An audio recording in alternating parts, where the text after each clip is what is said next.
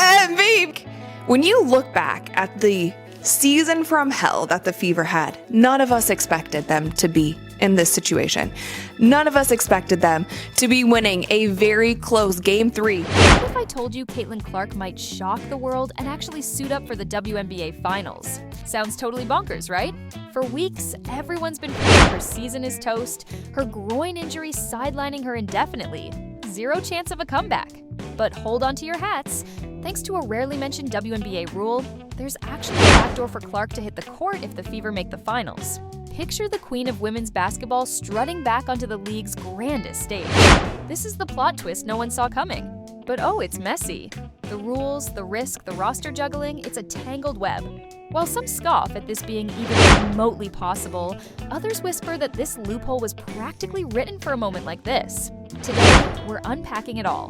What the rule really says, why the Fever mysteriously left a roster slot empty, and what Clark's comeback could do to Indiana's championship hopes.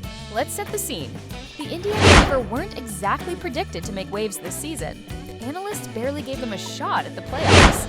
The squad looked young, fragile, and totally uneven. Then Caitlin Clark went down and it felt like curtains. But instead of folding, the Fever clawed into the semifinals, now just one win from the finals. Think about that.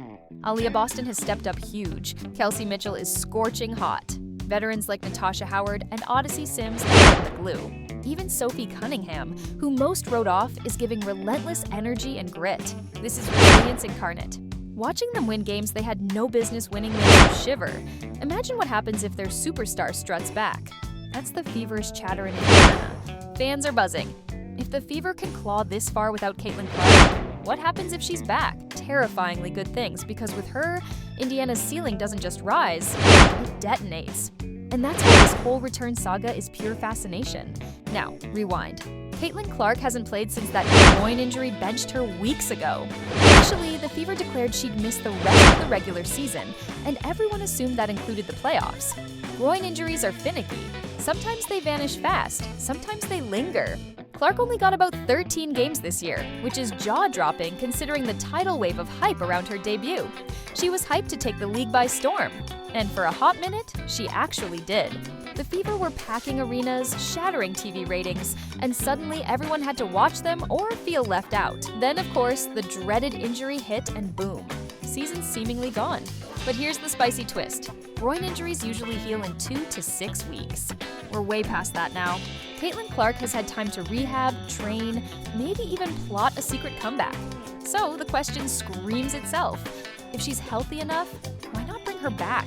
That's where it flips from, can she play, to does the WNBA even allow it? And trust me, that's where it gets deliciously messy. Normally, playoff rosters are locked at season's end. No last-minute freebies, no 7-day contracts, nothing. But wait, there's a loophole. Teams can activate players under contract, but listed inactive. Think maternity leave, suspension, or injury. Bingo. Caitlin Clark ticks that box. She's signed, she's Fever, and technically could be activated if a teammate goes down or the league waives an exception. Rare, absolutely. But the rules exist, which means this isn't pure fantasy. There's a real legal path for Clark to return for the finals. Roster deadline be damned. That's why this loophole is hotter than your morning coffee. Fans assume her season's dead, but the CBA whispers otherwise. Being on the inactive list doesn't mean out of control. Conditions met, and boom, eligible to play. Forget hardship contracts. They vanish at season's end. The rarity of this scenario is insane. Few stars like Clark have ever been injured, signed, and possibly ready to impact the highest stakes games. Coaches, executives, the league itself, it forces them to sweat. If she can go, does the Fever risk chemistry? Or stick with the squad that got them this far? This isn't paperwork, it's a potential season rewriter. The gamble? Huge. A player returning from injury can fumble rhythm, re-injure, and mess with the team finally clicking. Yet even at 60%, Clark remains a terror.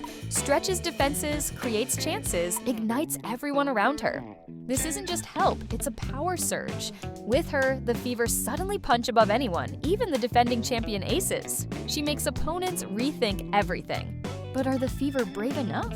Chase short-term glory or protect long-term health? Classic dilemma. And here's the eyebrow raiser. They submitted only 11 players for playoffs. Unusual, since 12 are allowed. Calculated? Some think yes. That empty spot might have been a subtle wink toward Clark's return. Instead of padding the roster, they gambled on the core. And that makes you wonder? ChatGPT said, so did the Fever's front office slyly leave that roster spot for Caitlin Clark? Officially, the team's lips are sealed, but the move reeks of intentional mystery. Think about it. Why go short-handed unless there's a master plan brewing? If Clark really has a path back, that empty slot could be the biggest clue everyone slept on. And if the Fever somehow stun the league and make the finals, this could go down as one of the boldest strategic flexes in recent WNBA history. But let's get real. Even if the rules say yes, the real question is if Caitlin Clark is physically ready. Injuries aren't magic, and playoff intensity is a whole other beast. Reports hint she hasn't been running full-speed practices with the team during this run. Conditioning might lag, and playoff minutes would test her body instantly. Re-injury risk very real. Yet, here's the kicker, Clark thrives under pressure and lives for big moments. Even without full practices, she's been training, rehabbing, scheming behind the scenes. Any sliver of a chance, she'll chase it. The Fever now have to weigh it all. Sharp enough? Strong enough? Can she step in and actually help without hurting the team? If yes, Indiana could shock the world. If no, brace for one of the biggest what-ifs in WNBA lore. Picture this. Caitlin Clark back for the finals.